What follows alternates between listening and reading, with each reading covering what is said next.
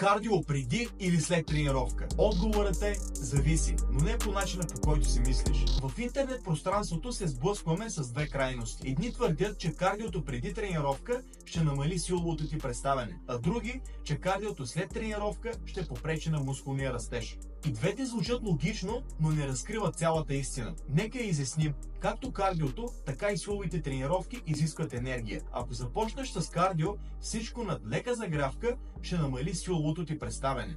И е доказано, че ще вдигаш по-малко килограми и ще правиш по-малко повторения. Тоест, най-важната част от тренировката ти отива на кино. Затова повечето хора смятат, че кардиото трябва да е след тренировка.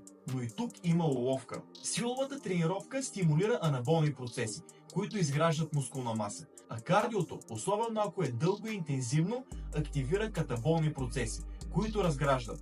И ако направиш дълго и интензивно кардио веднага след тренировка, рискуваш да си провалиш възстановяването и мускулния растеж. Според научни проучвания, кардио с умерена интензивност до 30 минути няма да провали нито тренировката ти, нито мускулния растеж, ако се храниш с достатъчно протеини и спиш добре. Напиши в коментарите преди или след тренировка правиш кардио.